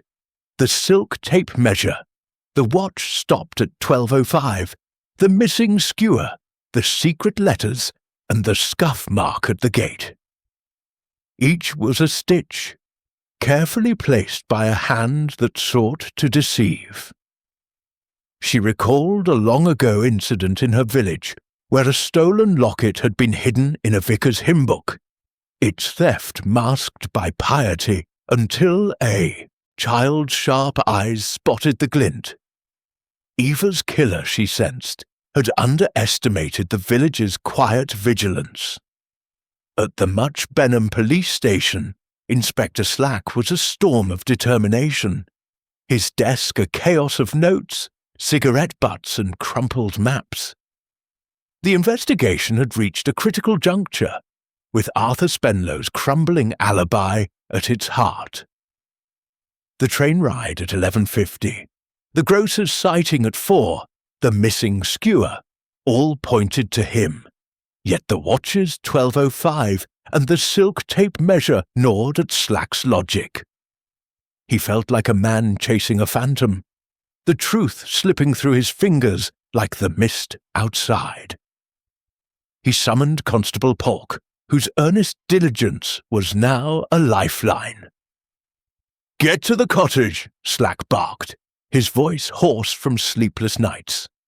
"That scuff mark Miss Marple mentioned, check it. And the garden shed, any place a skewer could be hidden. Then talk to that Netherby haberdasher again. We need to know who Eva met." Polk nodded, his notebook already filled with Slack's directives. "And Spenlow, sir? He's breaking," admitted the argument. "Keep him close," Slack said. "He's our man, but we need the final nail."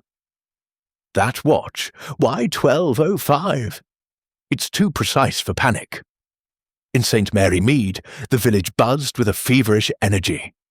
At the post office, Mrs. Price Ridley, her hat a riot of ostrich plumes, held court. "Spenlow's guilty as sin," she declared, her voice carrying over the clink of coins. "That train ride, the money he was hiding, it's clear he snapped." Miss Hartnell, her lips pursed, countered, "But the tape measure, silk! That's a woman's touch if you ask me." Maybe Eva had a rival we don't know about Miss Marple. Pausing to post a parcel, absorbed these pronouncements with her usual air of gentle distraction. Her knitting bag, slung over her arm, was a prop that rendered her invisible to the gossips, yet her ears caught every nuance. The tape measure, she thought, was no mere flourish. It was a taunt, like the embroidered initials a jealous wife once stitched onto a stolen scarf to frame her rival. The watch, too, was a deliberate lie. Its hands moved to shift the timeline. She resolved to visit Mrs. Latimer again, hoping to clarify the hand-delivered letter's significance. At Laburnum Cottage, Polk scoured the garden, his boots sinking into the damp earth.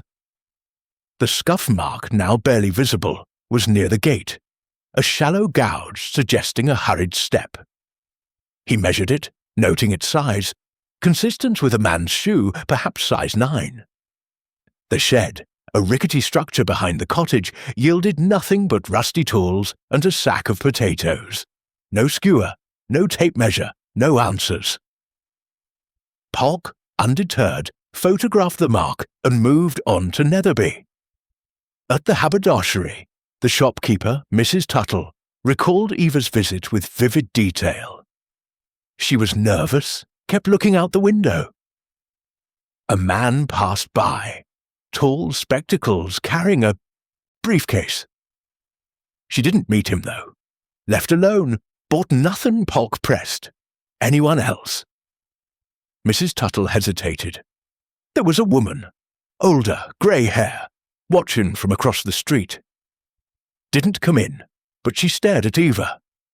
This new figure, a woman watching Eva, sent a ripple through Park's notes. He reported back to Slack, who seized on it. An older woman. Could be a relative, or someone with a grudge. Check Spenlow's family, sisters, aunts, anyone who might have known Eva. Meanwhile, Miss Marple called on Mrs. Latimer, whose parlour was a shrine to lavender and porcelain cats. I've been thinking about that letter, Miss Marple began, her tone as soft as the mist outside.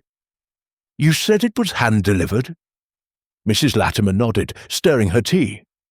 Yes, plain envelope, no stamp. I saw Eva pick it up from the mat just before 11. She looked shaken, like it wasn't welcome news. Any writing visible? A name, perhaps?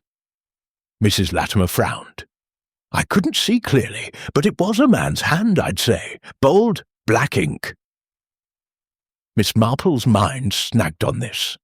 A man's hand, yet not Gerard's letters, which were in a different script.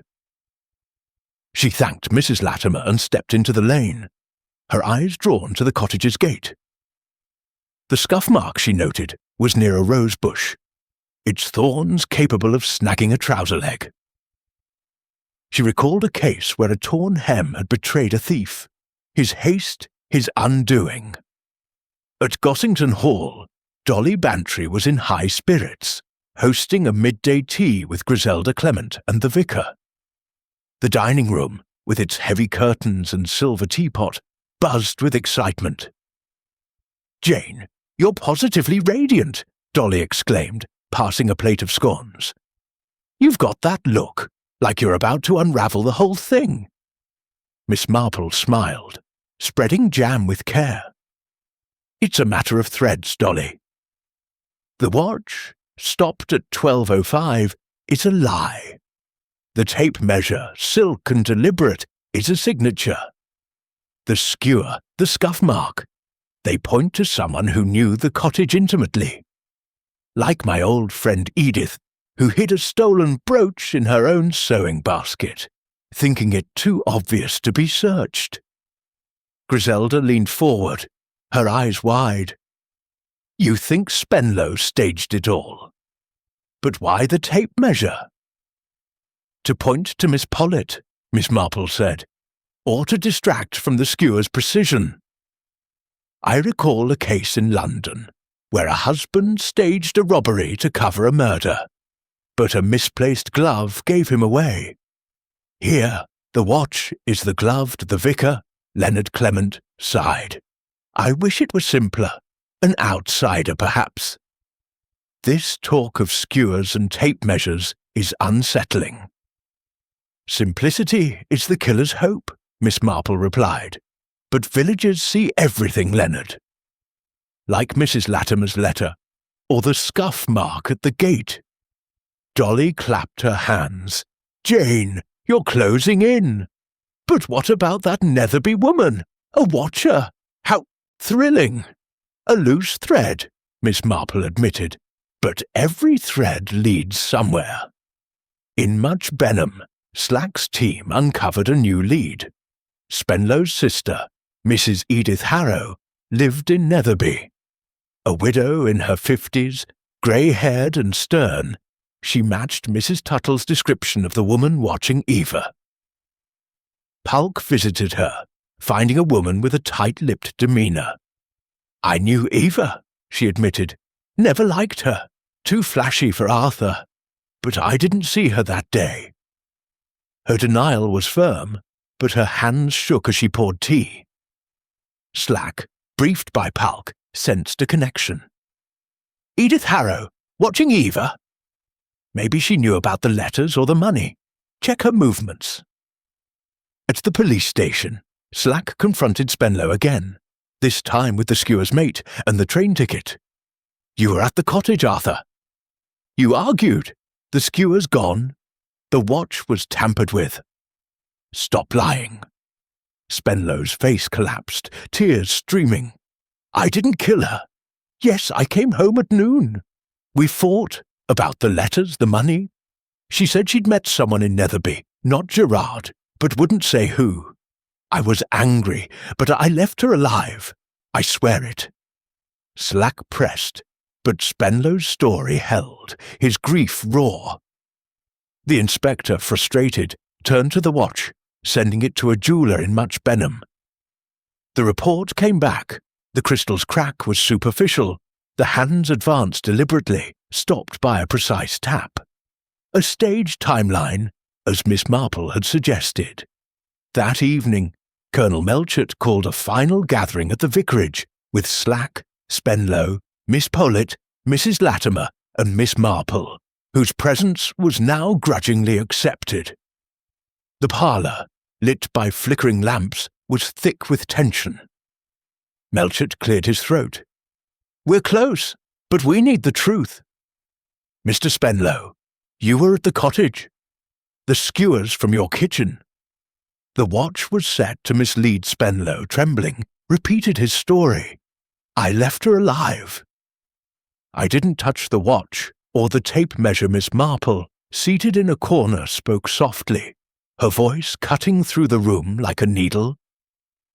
"Inspector Colonel, the timeline is the key.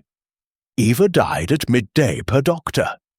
Haydock, the watch, set to 12:05, was a lie to shift suspicion to Miss Pollett's visit at 2.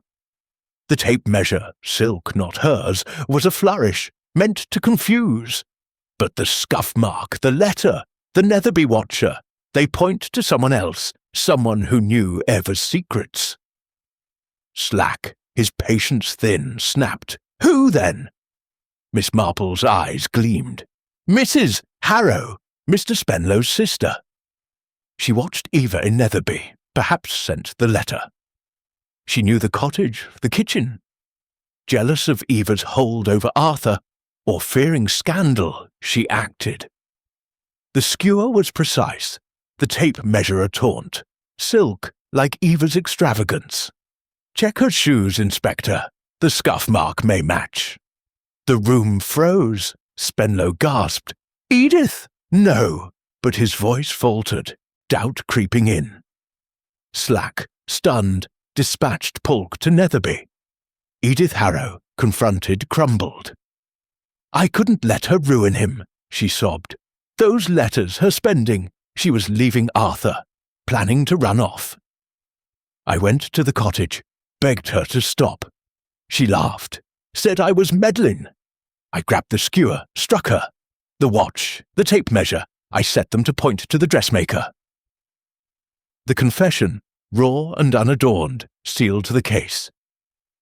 Edith was arrested, her shoes matching the scuff mark's size.